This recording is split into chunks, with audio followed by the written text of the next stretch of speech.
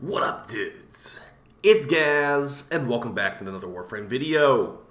So, Wisp Prime's been out for about a month, and I'm finally remembering to make her build video today. We'll be going over my current Wisp Prime build for everyday Steel Path missions, and basically the weapons I like to rock with her for just destroying enemies really fast and being a powerful support. Before we get into it, though, make sure you're subbed. She'll do daily Warframe video uploads. Also, check the live stream. I'll be live later tonight with some Warframe, and also lots and lots of streams this month for my channel. So make sure you go support the channel in that way. Just check it out. Alright, so for Wisp Prime, I'm going to be showing you exactly what I run, and it actually might be a little bit shocking or surprising to some players that I'm not using an Umbra Forma on Wisp. Yes, my Wisp Prime is actually no Umbra Forma. She did get some stat bumps compared to normal Wisp, but yeah, this is my go-to Nourish build right now. So we've got double Archon mods and no Umbra mods or Umbra Forma to be found. I'll explain that in a second. Let's first go over the comparison of stats between the Wisp Prime and Wisp Normal. Now, I still do have my normal Wisp, and that's the frame that actually has an Umbra Forma build on her. Is it a better Umbra Forma build than on Wisp Prime? Technically, no, but I just don't really feel the need to put an Umbra Forma on Wisp Prime when Wisp Normal is pretty much the exact same thing. Just 25 more armor, basically. And some sprint speed and energy differences, too. But yeah, so this build is going to be meant for Steel Path Endurance missions. None of these mods on here are going to be health mods or armor mods. Everything in here is level 10,000 viable. And why do we have no Archon Intensify? Well, it's going to be why do we have no Umbral Intensify? We got Archon Intensify instead. It's going to be because this gives you more power strength than Archon Intensify or than Umbral Intensify as long as you heal somebody. And the initial increase of health while using your health motes on Wisp will count for this bonus. So this is technically better. Archon Stretch. This is going to make it where enemies that get shocked by your shock motes provide you an energy regen. You can also give this to your teammates too. If they have Archon Stretch, they'll get energy regen. And we're running the Helmet ability Nourish from Grendel with a lot of power strength. So it's a 4.53 energy multiplier. This 2 energy per second will get multiplied by that. We're going to have about 10 energy per second regen just from having shock motes on us. So I'll quickly show you how this all works. We'll do a deep dive on every little mod here as well, every weapon. Basically, you just you plop down your motes. And there's different Wisp builds. So this is meant for like Steel Path missions. We got our motes down.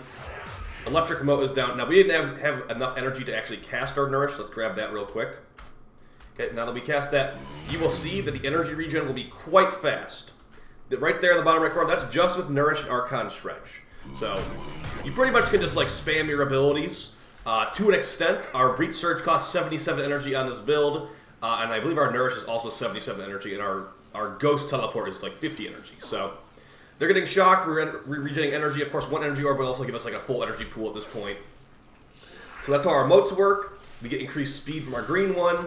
Very good for things like the Dual Tox Assist once it's in full auto mode and the Miter when it's in full auto mode. They're also getting an increase of movement speed, which can be very noticeable when you have a good sprint multiplier like Wisp Prime does. And we've also got increased health and health regen from our motes. Don't expect to be face tanking gigantic waves of Steel Path enemies, but it will definitely keep your pets alive. It will let you be a little bit more lazy too. So showing the weapons we got in here, we've got the Miter Incarnon. Very good for chaining between enemies, and since we're running Nourish, I've modded it for corrosive damage, so we can get viral and corrosive. So it's quite a powerful weapon on Wisp, and of course those ghosts right there are going to be very, very deadly when you use a powerful weapon like this. Just basically releasing a ton of extra damage. And it changes between enemies with those saw blades too. So that's one of the weapons I really do like on Wisp. Now going over the build mod by mod, I also explain the abilities briefly. This isn't the how to play Wisp guide, but basically Breach Surge is your AoE stun. This will also be used to fully shield gate on this build. If you don't know what shield gating is, read the mod Brief Respite. On ability cast, converts 150% of the energy spent to shields while overshields are inactive. So once our shield is broken, we will use the ability Breach Surge to, in combination with the mod Brief Respite to get shield regen. It makes our shield fully regen. We have a Decaying Dragon Key, so we only have 75 total shields. That's enough with Breach Surge to be fully shield gated. That means that we will have a full invincibility period of when your shield breaks. It's usually about 2 seconds. If you don't fully regen it, it's like 0.5 seconds. So you want to fully regen your shield as much as possible. So Decaying Dragon Key is very helpful. See, this is great. This is some of our AoEs. This is some of our help killing Eximus. With our Oncube Incarnate we'll be rocking today, we'll be slaying out Eximus quite quickly. Our motes are what people usually know Wisp for. We've got healing, max health, speed multiplier, fire rate increase, and AoE shock procs. Our Will-O-Wisp is good for spy missions and for distracting enemies, but mainly not used that much. Mostly for teleporting through lasers and spy missions, and this is a nice spy mission build. But still, no one keeps their lasers. We had to remove either this or the laser. It's still a good ability, honestly.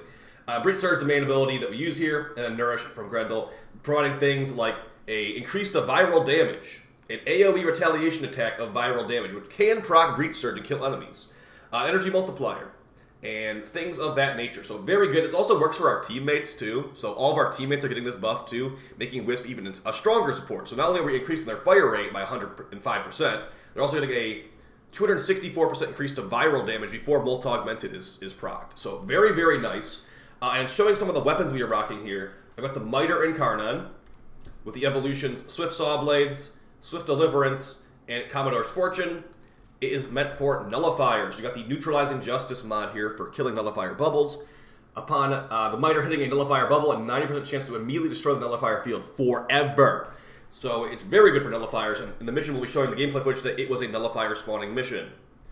We've got Corrosive on here as Nourish provides viral, so we want to have Corrosive and viral. But you could just go like pure heat or something if you really wanted to. If you want like a heat mod here, heat mod there, or you can just go purely viral and say, screw it, I'm going to go more viral. I don't care about Nourish, let's just do it anyway. So very nice there. We are versus the Corrupted, so ban the Corrupted, very nice. Another Riven, just throw on whatever mod in that slot, honestly. The Dual Toxis, this thing is insanely good. We want the gas build on here. The way that Breach Surge works, whenever an enemy takes a damage instance, it's a chance that they release a ghost to attack other enemies. When they die, it should be a guaranteed chance to, or rather a guarantee to make a ghost seek out an enemy. With the gas build, we can just, make AoE gas clouds that can proc Breach Surge quite often. A Punch Through Riven to get lots of AoE coverage. And yeah, this thing just hits really, really hard.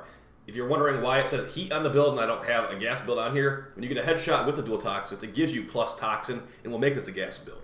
Same thing will be the case for like Corrosive as well. If you put on one electric mod here, now if I get a headshot, it become a Corrosive build. In combination with Nourish, we have gas and viral on this. And for the melee, it's the recently buffed Anku Incarnate. Man, it's good now. It's just like a slash blender machine. You feel like the Reaper of Death while you're using this. And I do have a really good Riven that we rolled on a previous video for anti-corrupted. If you don't have this, I would recommend getting it, as the Anku has the highest Riven stats in the entire game as like possible stats. So that's basically what we're using. We're using Naramon Focus School, and the Panzer Phyla is also in here, but I actually think I'm probably going to use Smita in the future just for double resources. So this is basically Wisp Prime. She's really, really good. And I'm going to give you some Wisp Prime player tips really quick, too. So a lot of people don't realize this. When you are airborne as Wisp, basically when you're jumping, it's kind of hard to see, but you actually are invisible. So as long as you're jumping, you are basically, enemies will not be shooting at you. So that's why things like Exodia Contagion, the Glaive Prime are so good on Wisp. You can throw them while you're airborne, and the enemies aren't going to know where you are. Now, the Anku Incarnate is just so good. I'm using it like pretty much exclusive right now on missions where enemies are vulnerable to slash procs. So that's what I'm rocking here. What is really good about the Anku Incarnate is that due to it having forced slash procs on like every attack once you do a slide attack for 6 seconds, throwing Nourish on here to give you viral damage too is very, very good.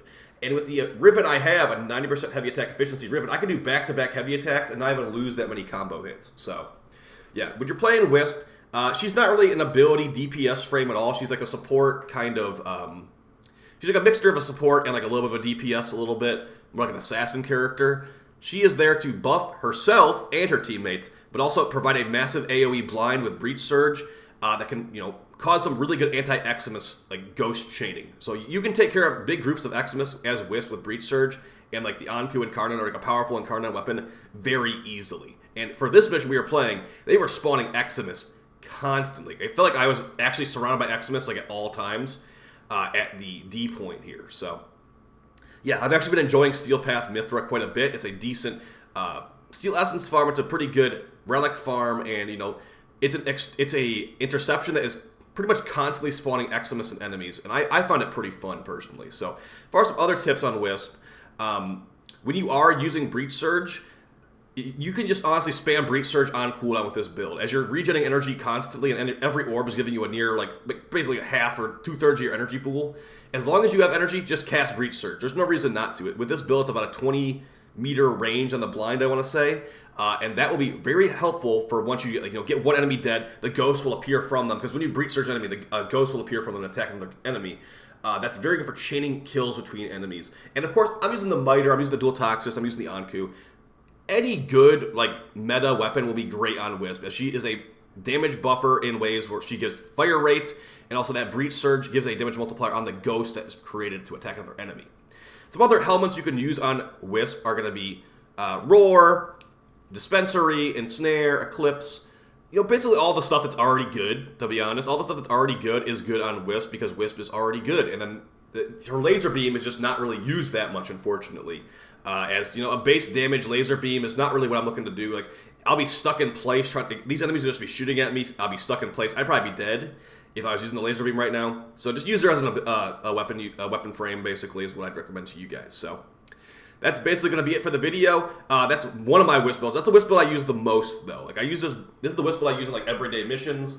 Missions like this, where it's level couple hundred Steel Path. I have used this build on level 10,000 Steel Path, but that was quite a while ago, so I don't think I have that footage anymore. It was for 2 months ago or something.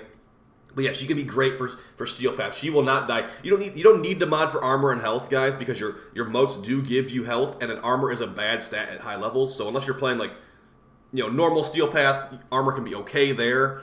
At that point, just run an Umbra build, honestly. So that's basically it for the video. It's a Steel Path endurance focused build, and it's very, very effective. So I'll see you guys in the next video. Appreciate your support, and I'll see you on stream tonight. Take it easy. Peace.